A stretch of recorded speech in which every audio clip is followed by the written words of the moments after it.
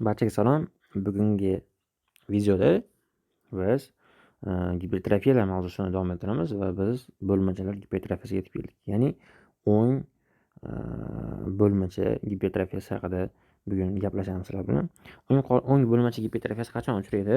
O'ng bo'lmacha gipertrofiyasi ko'proq o'ng tomonlama muammolarda, aytaylik, o'ng qorincha gipertrofiyasidan keyin o'ng bo'lmacha gipertrofiyasi uchrashi ehtimoli bor, yoki aynan trikospidal klapanning og'ir stenozlari yoki og'ir yetishmovchiliklardan keyin o'ng bo'lmacha gipertrofiyasi bo'lishi mumkin, yoki o'pkadagi surunkali, ya'ni yillar davomida bo'lgan muammolar natijasida o'pka arteriyasi bosimini ortishi dastlab o'ng qorincha gipertrofiyasi, keyin esa o'ng bo'lmacha gipertrofiyasiga olib kelishi mumkin bo'ladi.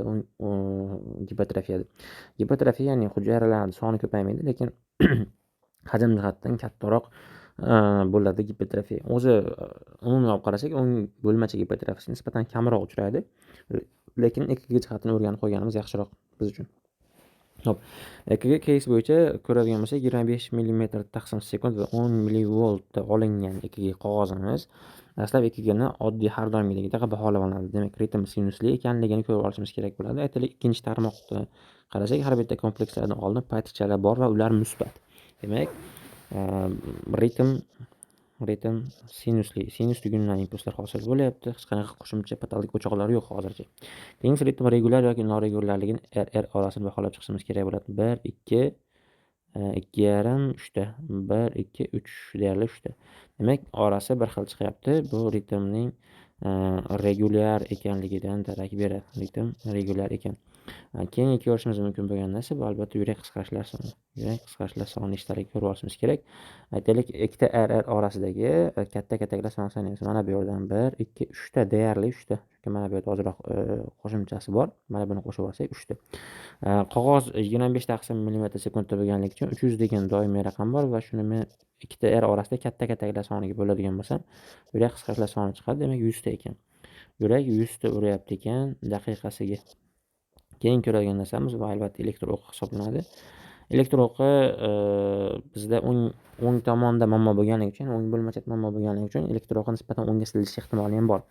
Normada elektr o'qini mana bu R-tishchalar balandligiga qarab turib bilamiz. Qaysi tarmoqda balandligiga qarab turib, normada ikkinchi tarmoqdan baland, keyin birinchi tarmoqda, keyin esa uchinchi tarmoqdan baland R bo'lishi kerak edi.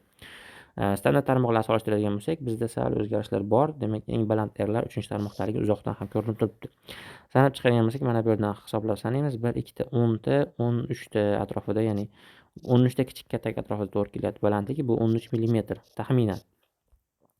Ikkinchi tarmoqda bo'ladigan bo'lsa, ikkinchi tarmog'imizda o'rtacha bu yerdan 3 ta, bu yerdan 3 ta, 6 mm yoki 7 mm, davayt 7 mm atrofida bor.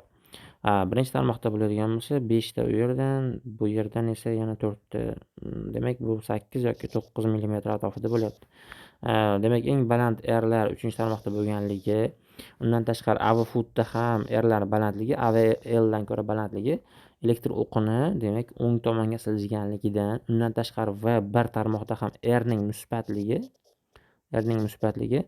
bizga elektr o'qini o'ng tomonga siljiganligidan darak beradi doim. Demak, elektr o'qi yozib olaman bu yerga, o'ngga siljigan ekan, siljigan.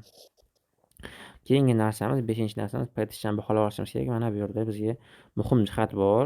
Chunki biz bo'lmacha gipertrofiyasini doim paytishchaga qarab baholaymiz. Doim paytishchani uzunligi yoki balandligiga qarab baholaymiz. Ikkita kriteriya bor paytishchani baholashimizda, ya'ni o'ng bo'lmachani baholashimizda gipertrofiyasini.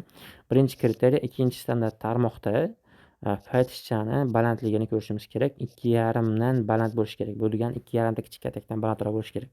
Ikkinchi tarmoqda, aytaylik, paytishchani baholashim uchun mana bu yerdan chiziq tortaman va mana bu yergacha ekan. Bu o'rtada 1, 2, 3 ta kichik katak bor. Bu degani 3 mm chiqyapti. Demak, bizda 2,5 dan baland bo'lishi kerak edi o'ng bo'lmacha gipertrofiya bo'lishi uchun. Mana bu yerga yozib olaman. Paytishcha balandligi 3 mm ekan. Demak, to'g'ri keldi birinchi kriteriyaga. Ikkinchi kriteriyaga, ikkinchi qonun qoidasi shunaqa bo'lishi kerakki, V1 tarmoqda ikki fazali bo'ladi. Paytishcha doim musbat va manfiy paytishcha bo'ladi va bu norma bo'ladi. Ikkinchisi V1 tarmoqlarida musbat qismi pay tishchani musbat qismi 1,5 millimetrdan baland bo'lishi kerak. Bu degani 1,5 ta kichik katakdan balandroq bo'lishi kerak. Bu yerda bir ikkita bu yerda qolayotgan bo'lsa, demak bu yerda taxminan 3 millimetr chiqayapti bu yerda ham. Demak, va birda musbat pay tishcha 3 millimetr ekan. Albatta bizda bu normada 1,5 bo'lishi kerak edi. 1,5 bo'lishi kerak edi. Demak, uni ham mana bu yerga yozib qo'yaman va birda esa 3 millimetr deb qo'yaman pay tishchani. Va pay tishchani uzunligini ham baholab qo'yish kerak. Ya'ni chap bo'lmachada muammo yo'qligini albatta bilish uchun uzunligi shu bir atrofida chiqishi kerak. Mana bu yerdan mana bu yergacha 2 tadan oshiqroq. Ya'ni 2,5 ta bo'lgan taqdirda ham 2,5 ni 0,04 ga ko'paytirsam 0,1 chiqadi. Albatta bu norma hisoblanadi. Pay tishchani uzunligi norma, tezligi normal chiqyapti. Bu chap bo'lmachada muammo yo'qligidan darak beradi, lekin balandligi jihatdan muammo bor. Chunki ikkinchi standart tarmoqda 3 millimetr chiqyapti, normada 2,5 bo'lishi kerak edi. Va birda musbat qismidagi plar normada 1,5 bo'lishi kerak, ular ham 3 chiqyapti. Demak, pay tishchada muammo bor. Ya'ni bo'lmachada muammo borligini aniq bildik. Ya'ni o'ng bo'lmachada muammo borligini o'zi bilib bo'ldik biz. Endi ya'ni u qanday bo'ladi deydigan bo'lsak, nimaga baland chiqyapti amplitudasi? Chunki yurakni chizadigan bo'lsak, sinus tuguni aynan o'ng bo'lmachada joylashgan bo'lganligi uchun o'ng bo'lmachada gipertrofiyaning bo'lishi aynan mana shu sinus tugunidan chiqayotgan impulslar nagruzka bilan berishligini alomat bo'ladi va bu pay tishchani amplitudasini balandlashtirib yuboradi. Ya'ni xuddi kuchi bilan impulslarni yo'naltirayotgandek bo'ladi. Shuning uchun ham bu yerda amplituda balandlashib ketadi o'ng bo'lmachada. Misol uchun agar chap bo'lmachada bo'lganda edi shu holat, sinus tuguni mana bu yerda, mana bu yerga gipertrofiya bo'ladigan bo'lsa edi, tarqalishda ozroq vaqt ko'proq ketardi va pay tishchani tezligi o'zgarardi. Aytaylik 0,10 dan ortib ketar edi. Lekin bunda unday emas. O'sha sinus tuguni joylashgan joyida bo'lganligi uchun faqat balandligi ortadi xolos pay tishchani. Keyin ko'rishimiz mumkin bo'lgan esa bu payko intervalni ko'rishimiz kerak. Payko intervali 0,12 dan 0,2 gacha bo'lishi kerak normasi. Mana bu yerdan mana bu yergacha hisoblasak, bu yerda 2 ta, bu yerda 2 ta. 4 ta 4 ni ko'paytiraman 0,04 ga, bu 0,16. Demak, bu ham payko interval 0,16 bu norma. Keyingisi QRSimiz torroq menimcha QRSimiz. Yo'q, ikkita kichik katakka to'g'ri kelar ekan. Ikkita kichik katak 0,04 dan 0,18. Balkim ma'lum bir katakchalar adashayotgan bo'lishim ham mumkin. Mana bu yerga yozib qo'yaman. QRS 0,08, 0,12 gacha norma. Bu ham norma ekan. Keyingisi tay tishchalar musbat manfiyligi. Albatta bu yerda hamma tishchalar ham, ya'ni tay tishchalar ham hammasi demak musbat holatda kelyapti. Endi adashtirib olmaymiz. Mana bular T emas, bular pay tishcha. Prosta amplitudasi baland bo'lib ketgan xolos. Tishchalar mana tay tishcha, eng yaxshi ko'ringan tay tishcha mana bu T, bu P. Mana T, bu P tishchalar hisoblanadi.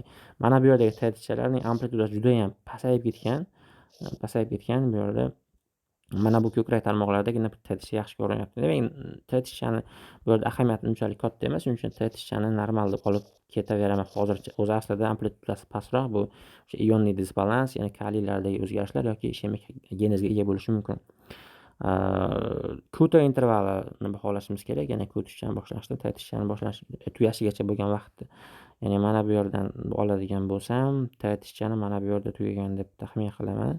Bu yerda 4 ta va bu yerda 5 ta, umumiy 9 taga taxminan ko'ryapman. 9 taga to'g'ri kelyapti va bu 0,36 ga to'g'ri keladi. 0,44 gacha norma hisoblanadi kuto interval.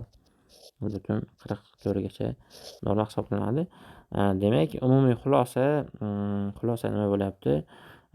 O'ng bo'lmachada gipertrofiya bor yoki right atrial enlargement deydi. Buni qaysi belgilarga qarab bilyapman? Birinchi belgisi bu elektron o'ngga siljganligi bizga o'ng tomonda muammo borligini bilintirib beryapti. Chunki elektron qaysi tomonga qaragan bo'lsa, shu tomonda muammo borligini bilsak bo'ladi. Ikkinchi belgisi bu pay tishchani ikkinchi tarmoqda normadagidan ko'ra baland bo'lganligi, 2,5 dan baland bo'lganligi va bir tarmoqda musbat pay tishchani 1,5 dan baland bo'lgani, ya'ni 3 millimetr bo'lganligi o'ng bo'lmachani gipertrofiyasi borligini demak bizga tasdiqlab berar ekan. Albatta ehokardiografiya qilish kerak tasdiqlash uchun va etiologik omillarni oldini oladigan bo'lsak, nisbatan bemorda yaxshi klinik o'zgarishlar paydo bo'lishi mumkin.